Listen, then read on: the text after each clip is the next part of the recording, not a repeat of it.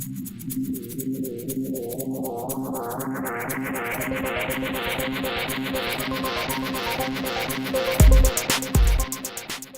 video shows how to quickly get started with Proteus and Arduino.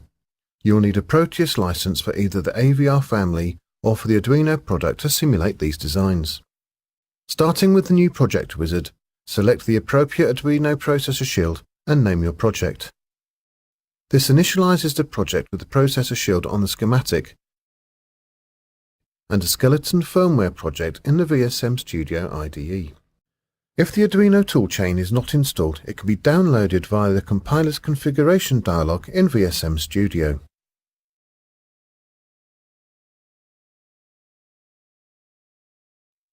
After installation, the recheck button will configure the Arduino toolchain for use with Proteus VSM simulation.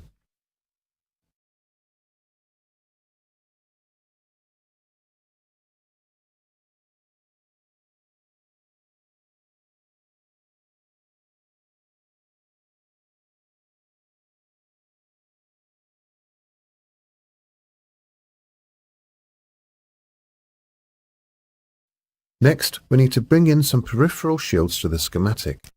Several are pre-supplied as project clips, and you can create your own by placing and connecting up the required components.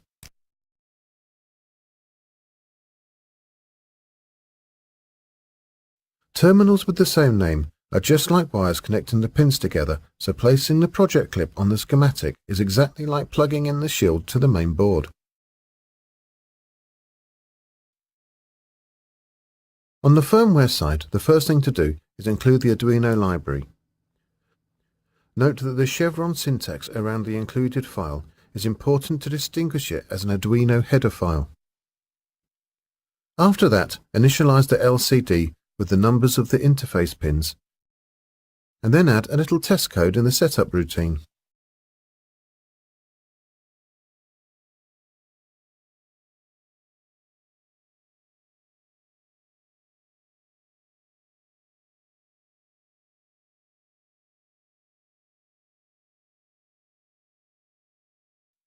Compile the program from the Build menu and press the Play button to run the simulation. You will see interactive areas of the schematic inside the IDE, with the LCD correctly displaying the characters we sent. If we have an Arduino board connected to the PC, we can directly program it from inside VSM Studio.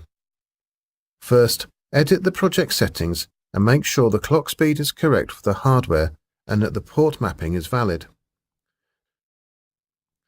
Next, press the blue Programming button at the top of VSM Studio to transfer the program to the hardware board.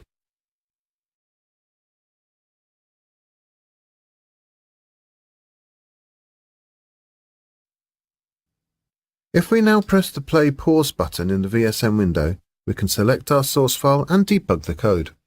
Set a breakpoint at the entry to the setup routine, run the simulation, and then use the Reset button to reset the processor.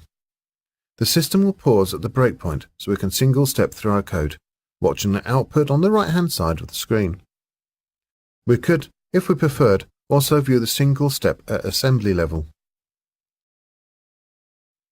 While we've been using active pop-ups to work with parts of the schematic inside our IDE, we can just as easily switch tabs to the full schematic during simulation.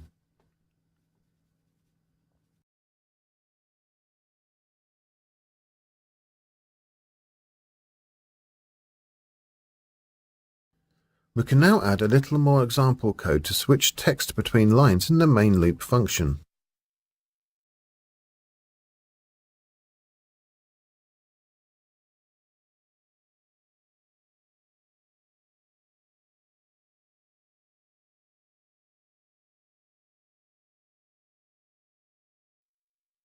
Recompile the program and run the simulation to view the results. Clear any existing breakpoints so that we can free run the program. The simulated LCD shows that everything is working as we would expect. If we pause the simulation, we can set a breakpoint at the entry to the loop routing and walk through the code.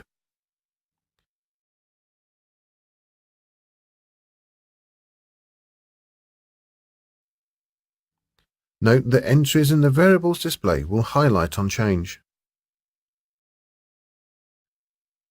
Diagnostic messages allows us to ask questions of both the peripherals and the processor during simulation.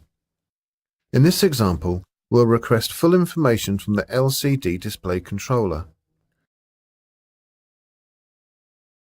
Stepping through the code again, we can now see a text report from the LCD model informing us when a command has been received. Proteus also gives you a full set of instruments for debugging on the schematic.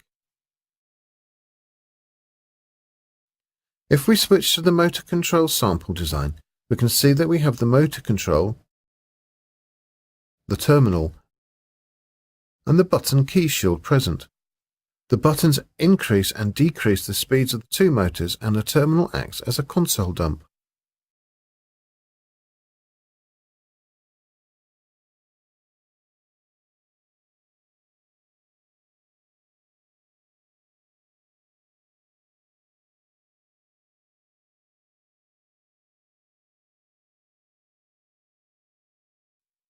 Let's place an oscilloscope on the wires of interest to monitor the mass-space ratio of the PWM signals. Delete the shield boundary graphics and then connect up the A and B channels of the scope to the PWM lines.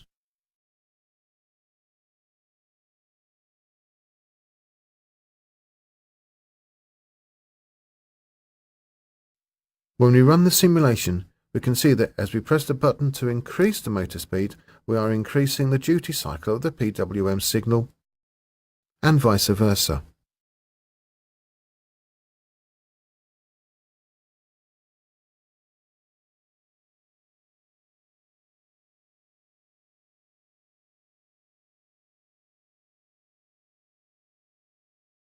If needed, we could then pause and single-step the code in the normal way.